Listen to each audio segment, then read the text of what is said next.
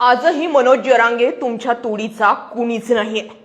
आजही महाराष्ट्राचा इतिहास जर उलगडून बघितला तर मनोज जरांगेंनी ज्या अर्थी मराठा आरक्षणाचा विषय हाताळलाय तसा याआधी कुणीही हाताळला नव्हता।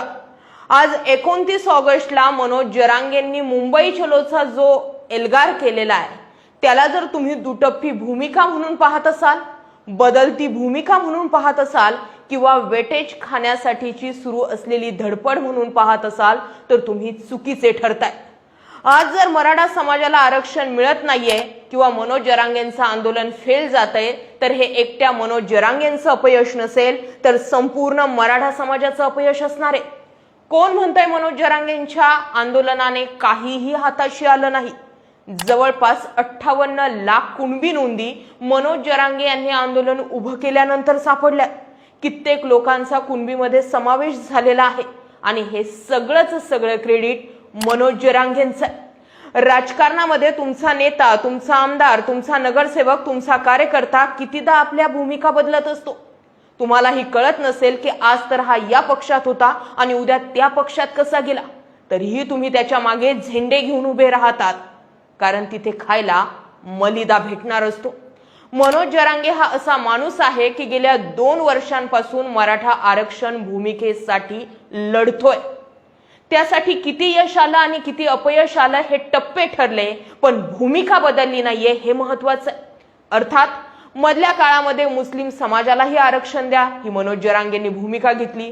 राजकारणामध्ये काही आपले उमेदवार उतरवायचे, निवडणुका लढवायची ही भूमिका घेतली। काही वेळा या आमदार, काही वेळा त्या खासदाराच्या सपोर्टमध्ये म्हणजे त्यांच्या बाजूने विधानं केली, जसे की बजरंग सोनवणे, सुरेश धस यांच्या बाबतीत असतील। पण या सगळ्या परिस्थितीनुसार आलेल्या सिच्युएशन्स होत्या।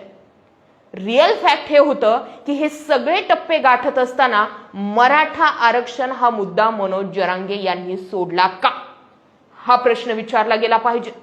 मनोज जरांगे यांना ट्रोल करणाऱ्यांची संख्या दिवसेंदिवस वाढते, कारण फक्त इतकंच की बदलत्या घेतलेल्या भूमिका। मात्र तुम्ही सांगा, जर महाराष्ट्राच्या राजकारणामध्ये इतक्या भूमिका बदलतात, म्हणजे आज जर एखाद्या व्यक्तीला ईडीने नोटीस राजकीय पाठवली तर तो दुसऱ्या दिवशी पक्ष बदलतो।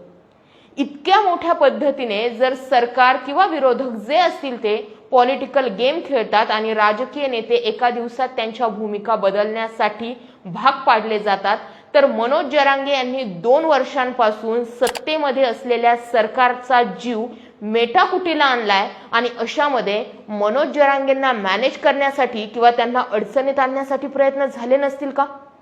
वेळ बघून, परिस्थिती बघून जर काही निर्णय बदलले गेले असतील तर त्यात मग मनोज जरांगेच दोषी का? सर्वांना माहिती आहे, जे पडद्यासमोर दिसतो तोच फक्त पिक्चर नसतो, तर बिहाइंड द सीन महत्वाचा ठरलेला असतो आणि मग चित्रपट कसा प्रदर्शित झालाय ते पाहावं लागतं। मनोज जरांगेंच्या बाबतीत हेच घडलेलं नाहीये का, असे अनेक प्रश्न तयार होतात। विचार करा, लोकसभा निवडणुकीत बजरंग सोनवणे यांना मनोज जरांगेंनी ताकद दिली अशी माहिती समोर आलेली होती। पुढे जाऊन बजरंग सोनवणे जर मराठा आरक्षणाबाबत कुठलीही भूमिका घेत नसेल तर याच मनोज जरांगेंनी त्यांना थेट त्यांच्या भाषेत शिव्याही झाडल्या। आताच्या घडीला सुरेश धस यांनी संतोष देशमुख हत्या प्रकरणामध्ये काही गोष्टी मनाविरुद्ध केल्या होत्या किंवा समाजाविरुद्ध केल्या होत्या।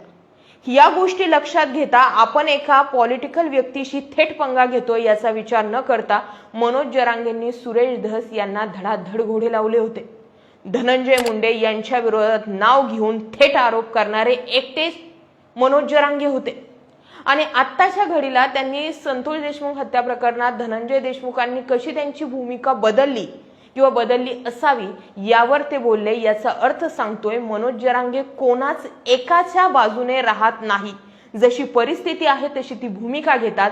याचा अर्थ समोरच्या व्यक्तीने त्यांना मॅनेज केलेलं नाहीये। सरकारची मेन कुंडी कुठे झाली लक्षात येते? इथेच, की ज्या दिवशी मनोज जरांगेंचा टच एखाद्या पॉलिटिकल पार्टी सोबत थेट आढळेल त्या दिवशी हा राजकीय स्टंट आहे किंवा या नेत्याने मनोज जरांगेंना पेरलंय, त्या नेत्याने मनोज जरांगेंना पेरलंय असं म्हणण्यासाठी सरकारला जागा भेटेल। पण आत्ताचा प्रॉब्लेम असा झालाय की असा ठोस असा पुरावा एकही नाहीये की मनोज जरांगे या नेत्यासोबत मॅनेज झालेत। मधल्या काळामध्ये शरद पवार यांच्याबाबत ते नाव जोडलं गेलं होतं, पण तसाही काहीसा ठोस पुरावा हाताशी आलेला नाहीये आणि त्यामुळे सरकार कुठल्या ना कुठल्या अँगलने मनोज जरांगेंना अडकवण्याचा प्रयत्न करत आहे। मधल्या काळामध्ये मनोज जरांगेंच्या मेवण्याची चौकशी झाली, अर्थात ते दोषी असतील, त्यात काही तथ्य असेल तेव्हा त्या चौकशा झाल्या असतील, पण मनोज जरांगेंभोवती ह्या घिरट्या घातल्या जात आहेत। 2 वर्षांपासून हा माणूस हॉस्पिटलच्या बेडवर आहे, सलाईन घेताना दिसत आहेत। कालची जर ताजी अपडेट बघितली तर त्यांना बीडचा दौरा अर्धवट सोडून निघून यावं लागलं, त्यांना भोवळ आली होती। ज्या माणसाचं वजन 40-45 किलोही नसेल राहिलं, तो व्यक्ती मराठा समाजासाठी 2 वर्षांपासून लढा देतोय आणि मनोज जरांगेंवरती टीका करणारे काय काय बोलत नाहीयेत। जरांगे 90 पिऊन आलेत की काय, कुणी विचारत नाहीये म्हणून आज पुन्हा स्टंट केला, मनोज जरांगेंचा वेटेज संपलेला आहे, अशा कित्येक गोष्टी ज्या आहेत त्या मनोज जरांगेंबाबत बोलल्या जात आहेत।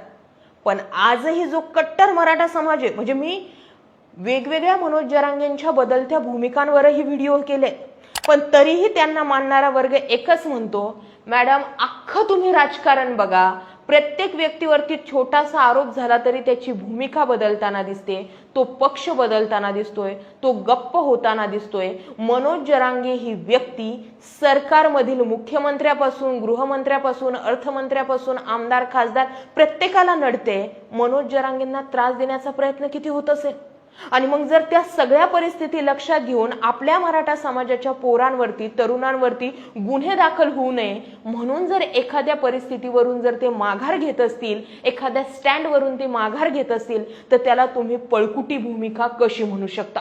आणि याच गोष्टीवरती विचार केल्यानंतर आजही एक गोष्ट जाणवते की आजही मनोज जरांगेंच्या तोडीस तोड कुणीच नाहीये। मनोज जरांगेंना प्रतिस्पर्धी म्हणून पंकजा मुंडेंना उभं केलं, मनोज जरांगेंना प्रतिस्पर्धी म्हणून छगन भुजबळ उभे राहिले, मनोज जरांगेंना प्रतिस्पर्धी म्हणून लक्ष्मण हाके उभे राहिले, मनोज जरांगेंना प्रतिस्पर्धी म्हणून महाराज लोक, महिला सर्वांना उभं केलं। स्टँड आजही हाच आहे की जे वेटेज मनोज जरांगेंचं आहे ते इतरांना मिळू शकलं नाही। छगन भुजबळांनाही तेवढी प्रसिद्धी मिळवता आली नाही किंवा तेवढी ओबीसींची ताकद मागे उभी करता आली नाही। पंकजा मुंडेंनी भूमिका कमी घेतली, पण जी घेतली त्या भूमिकेलाही फारसा त्यांना शेवट करता आला नाही। आणि लक्ष्मण हाके तर वेळोप्रसंगी मॅनेज होतात असे आरोप त्यांच्यावर होतच आले। धनंजय मुंडेंची केस असो किंवा कुठलाही विषय असो, आणि कधी आपल्याला थेट मंत्रालयात आमदार करण्याचं, मंत्री करण्याची भाषा लक्ष्मण हाके करतात। या सगळ्या भूमिकांमध्ये मनोज जरांगे कुठेच नाहीयेत। या माणसानं शेवटपर्यंत मराठा आरक्षण एके मराठा आरक्षण हीच भूमिका लावली।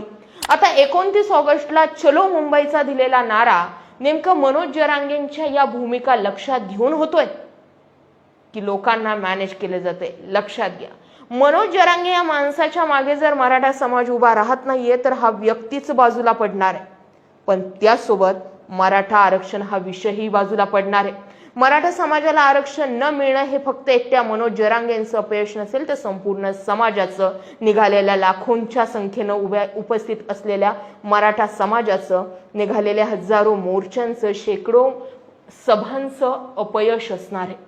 त्यामुळे आता विचार हा करायचा आहे की मनोज जरांगेंना कमीपणा दाखवण्यामध्ये मराठा समाजाचं काहीही हित नाहीये, उलट या माणसाला ताकद देण्यातच हित आहे। ज्या दिवशी हा व्यक्ती तुम्हाला कम्प्लिटली पॉलिटिकल दिसेल, त्यावेळी ज्याला तुम्ही वर चढवू शकता, त्यांना जमीनही दाखवू शकता, ती भूमिका तुम्ही तेव्हाची तेव्हा घेऊ शकता। पण आज फॅक्ट हेच आहे की मराठा आरक्षणासाठी मनोज जरांगेच लागणार आहे। यावरती तुमचं काय मत आहे कमेंट सेक्शन मध्ये व्यक्त व्हा। हा मुद्दा, हा व्हिडिओ आवडला शेअर करा, जास्तीत जास्त लोकांनी या व्हिडिओवर व्यक्त व्हा। तुमच्या भूमिका काय आहेत या मुद्द्यावर या व्यक्त करा। जय महाराष्ट्र।